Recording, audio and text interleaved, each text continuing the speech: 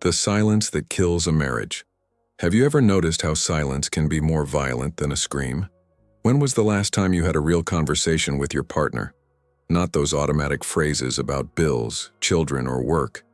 A real conversation, where you looked each other in the eye and talked about what really matters. About you. Most marriages don't die in dramatic explosions. They languish in silence, in that emptiness that is growing between two people who one day couldn't stop talking. And the worst? You only realize it when you are already too deep. In this video, I'm going to show you the silent killer who destroys relationships without making a sound. The invisible signs that you're ignoring now, the consequences that eat away at everything little by little, and especially, how this trap installs itself without you realizing it. If something has changed between you, you need to see it through to the end. 1. When silence replaces connection. Silence in a relationship doesn't happen suddenly. It arrives slowly, almost imperceptibly, like a mist that takes over the house. At first you even think it's normal. After all, you already know each other so much that you don't even need to say everything, right? Wrong. What looks like intimacy is actually the first sign of disconnection. The real connection between two people feeds on exchange of words, looks, gestures that communicate genuine interest in the other. When that stops, something fundamental dies with it. You start living on automatic. He wakes up, works, comes home, has dinner, sleeps, and your partner becomes just another element of this gear. A piece of furniture that is there, but that you no longer notice. The big problem is that you continue to function. The bills are paid, the house is maintained, the commitments are fulfilled. On the outside, everything seems to be fine. But inside, that energy that united you is evaporating. The sparkle in the eye when the other arrives disappears. The desire to tell about your day disappears. Curiosity about his inner world simply doesn't exist anymore. And here comes the most dangerous part. You get used to it. That emptiness is becoming the new normal. You don't even remember what it was like to have a conversation that lasted for hours. Those shared laughs turn into distant memories. The casual touch when passing each other in the kitchen no longer happens. Everything becomes mechanical, cold, distant. Silence occupies the spaces where there used to be life. Breakfast that was a moment of planning the day becomes each one on his cell phone. The driving path you took talking turns each one lost in their own thoughts. The bed that was a territory of intimacy becomes just the place where you sleep, each one by their own side. You can even try to justify it, to say that it's tiredness, that it's a phase, that every long relationship stays like this. But deep down, you feel that something essential has been lost. That complicity that made you a team was replaced by an empty coexistence. You have become flatmates who share expenses and responsibilities. The emotional connection that made sense of it all is simply no longer there. And the worst thing is to realize that neither of them did anything to prevent it. 2. The poison of routine without dialogue. The routine itself is not the problem. Every relationship needs structure, predictability, a rhythm that allows life to flow. The poison is in the routine without dialogue. That repetition of the same days where you don't talk about anything that really matters.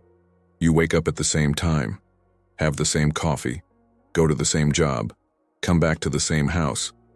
And at no point in this cycle is there room for a real exchange.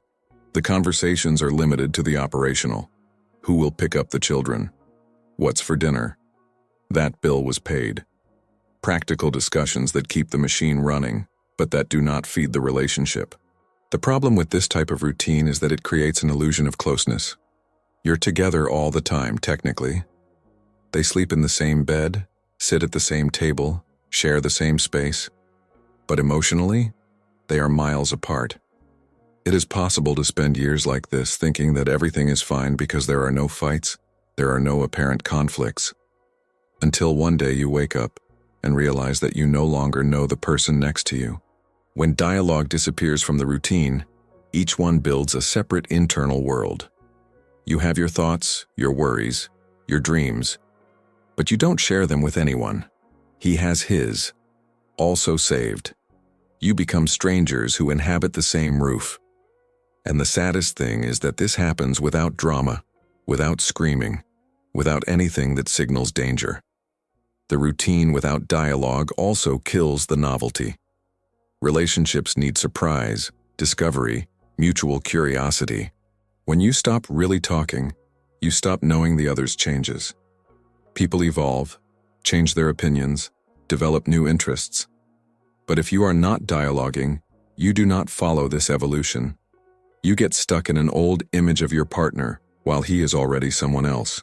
And there's more. Without dialogue, small resentments accumulate. That thing that bothered you, but you didn't say. That expectation that was not met, but you swallowed. That little hurt you let go. All of this is forming a layer of ice between you. And when you least expect it, this ice is so thick that not even the memory of the heat that existed can melt. If your relationship has fallen into silence, it's your unconscious asking you to face what's been buried. Find clarity in the link to the Jung Method, pinned in the first comment. 3. Why did you stop talking to each other for real? There is a huge difference between talking and talking about yourself. You can spend the whole day exchanging words with someone and still not have said anything real. Superficial conversations serve to keep up appearances, but they do not create bonds. And there are specific reasons that make couples stop going beyond the surface. The first of them is fear. Fear of being judged, of being misunderstood, of causing a fight. Over time, you learn what you can and can't say, which issues generate conflict, which opinions will irritate the other, and then you just avoid it. He would rather keep the false peace than risk a real confrontation. The problem is that along with the difficult subjects, you also fail to share important things about yourself. Another factor is emotional fatigue. After years together, repeated fights, conversations that lead nowhere, you give up. Stop trying to explain how you feel because it seems that the other person never really understands. Stop asking for things because you already know you won't get them. Keep everything inside until one day you don't even know what you feel anymore. He becomes a robot that only fulfills his role in the relationship. Technology has also entered this equation in devastating ways. It's easier to stay on your phone than to face the uncomfortable silence between you. It's easier to scroll through the endless feed of social networks than to make the effort to start a conversation. The device becomes a shield that protects you from the intimacy that scares you. Each one in their own digital world, physically close but emotionally absent. They also have the false feeling that they already know each other completely. You think that after so much time together there is nothing new to discover. Who already knows everything about the other? This arrogance kills curiosity. You stop asking questions, stop genuinely taking an interest in his inner world. And when there's no curiosity, there's no real dialogue. Finally, there is pride. That stubbornness that prevents you from giving up, from being the first to extend your hand, from admitting that you miss it. You expect the other to take the initiative. He expects the same from you. And in this idiotic wait, the days turn into weeks, the weeks turn into months, and when you realize it, years have passed without a real conversation. Pride is too expensive a luxury in a relationship, and many people only realize this when they have already paid the price. 4. The signs that silence has already dominated. There are certain signs that appear when silence has already taken over the relationship. The problem is that most of the time you are so immersed in the situation that you can't see it. But they are there, silently screaming that something is very wrong. The first sign is the lack of conflict. It sounds strange, but a relationship without any discussion is more worrisome than one with occasional fights. Because conflict means that there is still emotional investment. When you stop fighting, it's not because everything is fine. It's because you no longer care enough to argue. Whatever he does or doesn't do, you just accept it with indifference. Another clear sign is when you only talk about third parties. From children, relatives, friends, work, anything but about the two of you. The relationship stops being about the couple and becomes only about managing the life around them.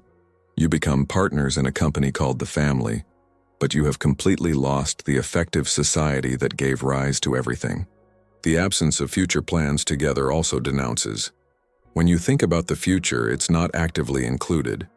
You make plans alone, thinking only of yourself, or else the plans are so generic that they could be with anyone. That excitement of building something together, of dreaming together, of imagining what it will be like in a few years simply no longer exists. The physical touch almost completely disappears, and I'm not just talking about sex, but any casual contact. That hug when I got home, the good morning kiss, the hand that takes the hand for no reason. All this adds up. You pass each other as if you were ghosts, and when there is some touch, it is mechanical, obligatory, lifeless. Meals together become an exercise in awkward silence. Or worse, each one eats at different times, in different rooms, because sitting at the same table and having nothing to say is too uncomfortable. It is the visual confirmation that there is no longer any connection, so it's easier to avoid. You start looking elsewhere for what you should find in your partner. Not necessarily physical betrayal, but emotional betrayal. Deep conversations with friends, confidences with coworkers, venting on social networks. You share your inner life with everyone but the person closest to you. And when he realizes this, the warning sign should be deafening. 5. The one who dies first when the conversation is over. When real conversation disappears from a relationship, there is an order to what is dying. And the first thing that is lost is emotional intimacy. That feeling that there is someone who knows you deeply, who understands your nuances, who sees beyond the surface. It goes away fast. Emotional intimacy is different from physical intimacy. It is built through revelations, shared vulnerability, moments where you show who you really are without masks. When you stop talking, you stop revealing yourself. And when you stop revealing yourself, the other is left with only the superficial image of who you are. The person he sees every day but no longer knows inside. Soon after, complicity dies. That feeling that you are a team facing the world together. When there is no dialogue, each one starts to deal with their problems alone. You no longer tell your worries, because you already know you won't get the support you need. He doesn't share your fears because he doesn't see you as a safe haven. Each one builds their own survival strategies, and the relationship ceases to be a partnership. Admiration also goes down the drain quickly. It's impossible to keep admiring someone you don't know anymore. Admiration needs constant updating. You need to see the other growing, evolving, facing challenges. But if they don't talk, you don't follow any of it. He is trapped in an old image, often idealized, which no longer corresponds to reality. And when admiration dies, with it goes respect. Sexual desire is another that suffers a brutal blow. A lot of people don't understand the connection between conversation and sex, but it's straightforward. Desire is not born only from the physical. It is born of emotional tension, curiosity, mystery, connection. When you stop talking, the other becomes predictable, dull, ordinary. There is nothing else there that piques your interest. Sex, when it happens, is mechanical, automatic, just to comply with the schedule. Trust is also starting to crack. Because trust isn't just about physical fidelity. It's about knowing that you can count on the other emotionally, that it will be there when you need it. But how do you trust someone you don't talk to? How can you believe that he understands you if you never talk about anything real? Trust needs to be maintained through constant dialogue. Without this, it rots. Finally, hope dies. That belief that things can get better, that the relationship can be good again. When you spend too much time in silence, it becomes comfortable. You get used to the lack. And then he gives up fighting because he doesn't even remember why he should fight anymore. Hope is the last to die, they say. But when it dies, it is definitive. 6. The emotional distance that no one sees. Emotional distance is treacherous because it leaves no visible marks. You continue to sleep in the same bed, live in the same house, show up together at events. On the outside, everything looks normal. But inside, there is an abyss that no one but you can perceive. This distance manifests itself in subtle ways. You tell him exciting news and he reacts with indifference. He shares a concern and you respond with generic advice that doesn't help at all. Neither of them can really put themselves in the other's shoes. There is no true empathy between you anymore. Only automatic responses that comply with social protocol but do not create connection. The worst thing about emotional distance is that it distorts perception. You begin to misinterpret everything the other does or says. A silence from him turns into disinterest. A comment of yours becomes criticism. You lose the ability to give the benefit of the doubt. Everything is read through the negative lens because there is no longer a solid foundation of trust and understanding. Communication becomes a minefield where any step can explode.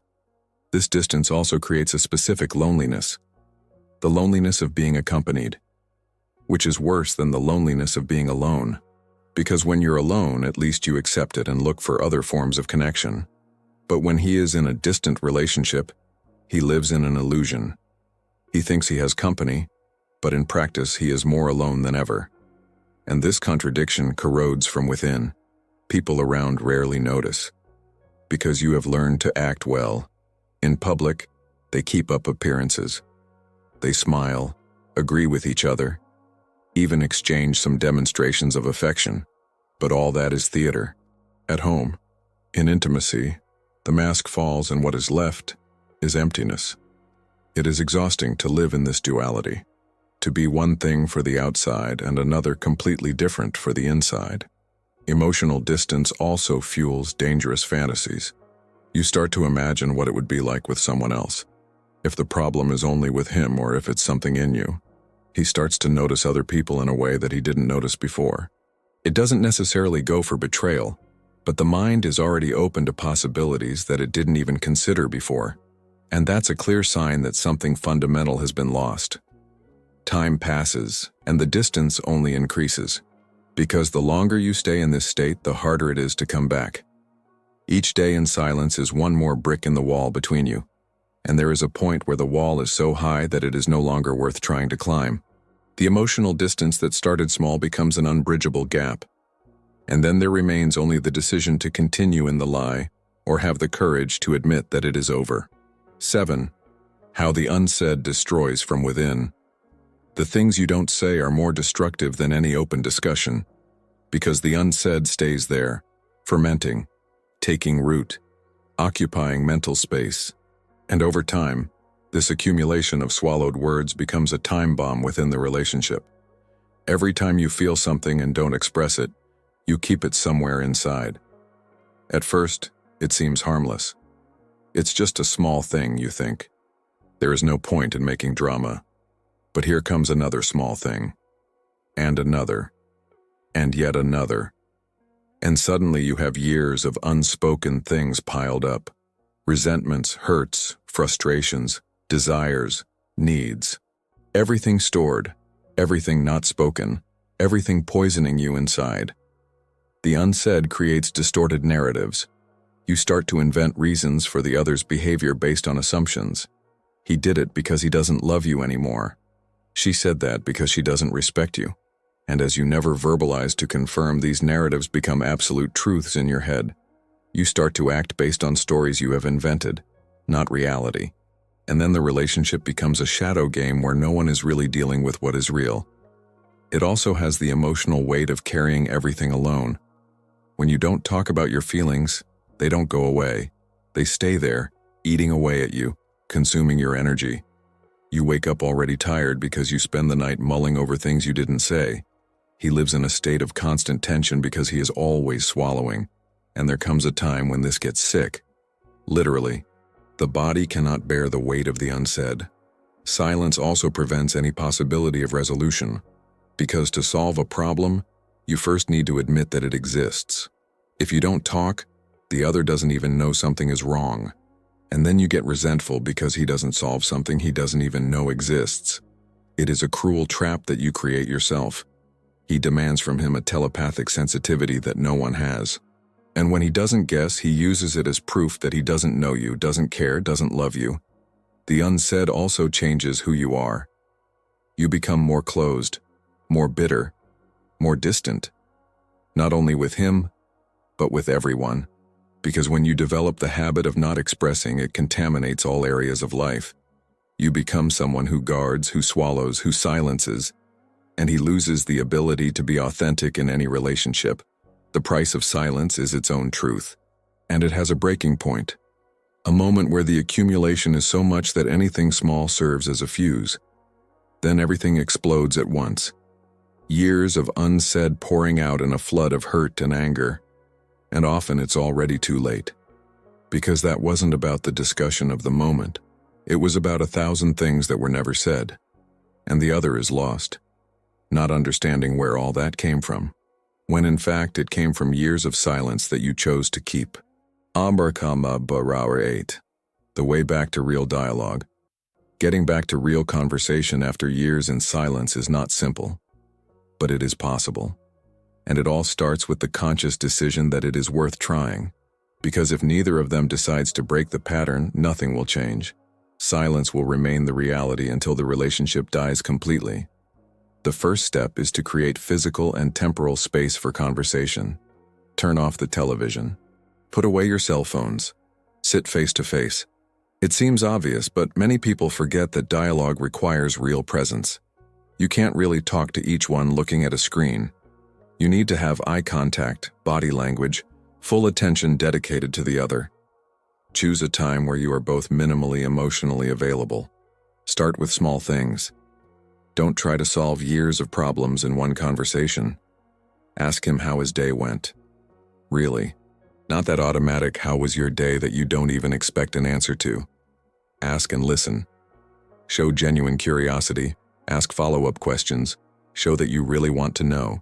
And when it's your turn to speak, be honest, not superficial. Tell us something real about yourself. Learn to talk about feelings without accusing. There's a huge difference between "you never listen to me" and "I feel lonely when we don't talk." The first is attack. The second is vulnerability. And vulnerability opens the door. Attack closes. Use phrases that start with "I feel" instead of "you do." This takes the other person off the defensive and allows the conversation to flow. Accept that it will be uncomfortable at first. Years of silence have created a thick skin. Breaking it will hurt a little. It's going to be weird. There will be moments of awkward silence.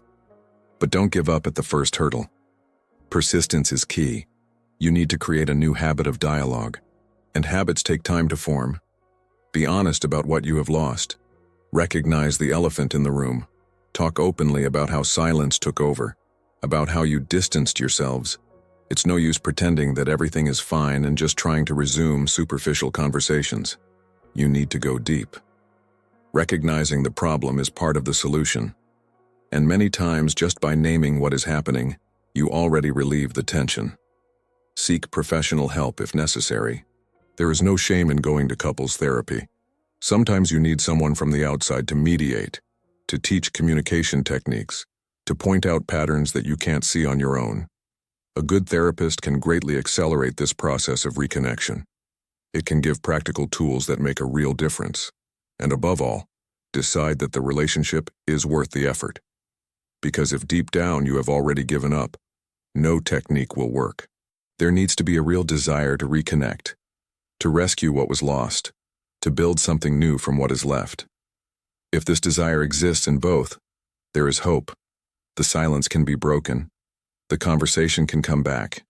And with it, everything that made you fall in love one day can resurface.